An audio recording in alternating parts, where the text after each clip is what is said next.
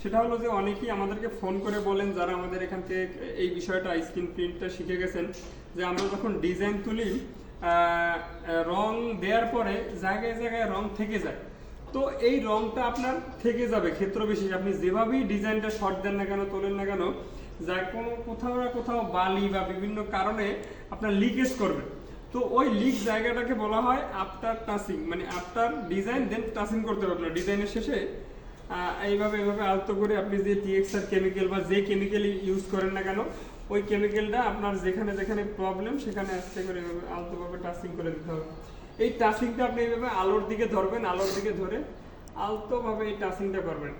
এই টাচিংটা করলে কি হবে, তখন আর আপনার যে ডিজাইনের বাইরে যে কেমিক্যাল বা কালার পরে যার কারণে আপনার ডিজাইনটা নষ্ট হয়ে যায়, ইনশাল্লাহ এই সমস্যাটা হবে না। তো এটা অনেকেই ভুল করেন, এই জিনিসটা খেয়াল করবেন। আর আমাদের পরবর্তী ব্যাচটা শুরু হবে 21 তারিখ।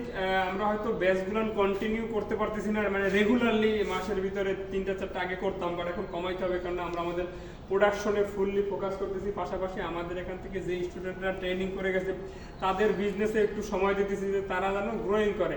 আসলে আমি প্রথমেই একটা কথা বলছি যে আমার অনেক মানুষের শেখানোর দরকার নাই, যাদের শিখাবো তারা যেন মূলত কিছু একটা করে খেতে পারে বা একটা ব্যবসা শুরু করতে পারে। এটাই মূলত আমাদের গার্মেন্টস ট্রেনিং একাডেমির লক্ষ্য। ধন্যবাদ, আসসালামু আলাইকুম।